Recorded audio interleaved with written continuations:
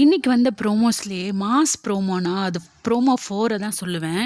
அப்படி என்ன இந்த ப்ரோமோல இருக்குன்னு தானே கேட்குறீங்க. விஜய் ஸ்டேஜுக்கு ஒரு பேப்பரோட வராரு. அந்த பேப்பர்ல பிரஜன் அவர்கள் மற்ற ஹவுஸ்மேட் கிட்ட யூஸ் பண்ண ரூடான வார்த்தைகள் எல்லாத்தையுமே ஒன் பை ஒன்னா எழுதி அதை எல்லா ஹவுஸ்மேட்ஸ் முன்னாடியும் படிச்சு காமிக்கிறாரு. நான் சேது கிட்ட பேசிக்கிறேன், பிக் பாஸ்ட்ட சொல்லி 2 நிமிஷம் கதவை திறக்க சொல்றேன், வண்டி ஏன் பக்கத்து வந்துச்சுன்னா கண்டமாயிடும், மடிச்சு தூக்கி போட்டு மிதிச்சிருவேன், இந்த மாதிரி வார்த்தையெல்லாம் பேசுறதுக்கு உங்களுக்கு யார் சார் ரைட்ஸ் கொடுத்தது அப்படின்னு விஜேஎஸ் கேட்குறாரு. பிரஜனும் ஏந்திரிச்சு, சார் இது நீங்கள் படித்தது எல்லாமே நான் சொன்னது தான், நான் இல்லைன்னு நான் மறுக்கலை, நான் இப்படி தான் சார் அப்படின்னு அவரோட ஆட்டிடியூட்டை வந்து ஹோஸ்ட்டுக்கிட்டே காமிக்கிறாரு.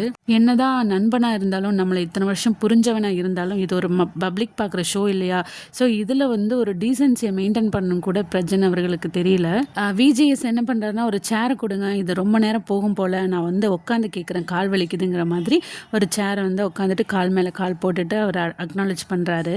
உடனே பிரஜனும், சார் எனக்கு ஒன்றுமே புரியலைங்க சார், சண்டை போடலான்னு சொல்கிறீங்க, இந்த ஷோவில் தப்புனா தட்டி கேட்கலான்னு சொல்கிறீங்க, நான் என்ன தான் சார் பண்ணுறது, மற்றவங்க பண்ணுறது உங்களுக்கு தெரியலையா அப்படிங்கிற மாதிரி அவரோட ஆட்டிடியூட் காமிக்கிறாரு. பிரஜன் வந்து தெரிஞ்சு பண்ணுறாரா தெரியாமல் பண்ணுறாரா, என்னதான் இருந்தாலும் ஒரு ஹோஸ்ட்டுக்கு ஒரு ரெஸ்பெக்ட் கொடுக்கணும், பிக் பாஸ் மேலே ஒரு மரியாதை இருக்கணும், ஒரு பயம் இருக்கணும். ஆனால் பிரஜன் கிட்ட சுத்தமாக இல்லைன்னு தான் சொல்லணும். மற்ற கண்டஸ்டன்ஸை பார்த்து மிரட்டுற தோணியில் பேசுகிறது, வார்னிங் கொடுக்குறேன் அப்படிங்கிறது இதெல்லாமே வந்து பார்த்திங்கன்னா ரொம்ப த்ரெட்டனிங்காக இருக்குதுன்னு சொல்லிட்டு நேற்று வியானா கூட கேமராவில் பதிவு பண்ணியிருப்பாங்க. சார் எனக்கு ரொம்ப இன்செக்யூராக இருக்குது, ரவுடிஸ் எல்லாம் நீங்கள் ஷோக்குள்ளே விட்டுருக்கீங்களா அப்படிங்கிற மாதிரி பதிவு பண்ணியிருக்கிறாங்க.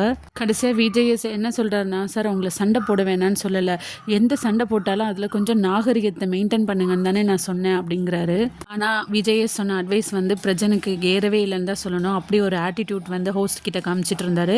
ஸோ விஜேஎஸ் பார்த்தாரு. அதுக்கப்புறம் ஓவர் கோட்டை கழட்டிட்டு சேரை ஸ்டேஜ்லேருந்து கீழே தூக்கி போட்டுட்டு நான் ஒரு பிரேக்குக்கு அப்புறம் வரேன் அப்படின்னு சொல்லிட்டு கிளம்பிட்டாரு. பிரஜன் இந்த விஷயங்கள் எல்லாம் நிதானமாக அனலைஸ் பண்ணி அவரோட ஆட்டத்தை மாற்றுவாரா இல்லையா, நம்ம வெயிட் பண்ணி பார்க்கலாம். நீங்கள் என்ன நினைக்கிறீங்க?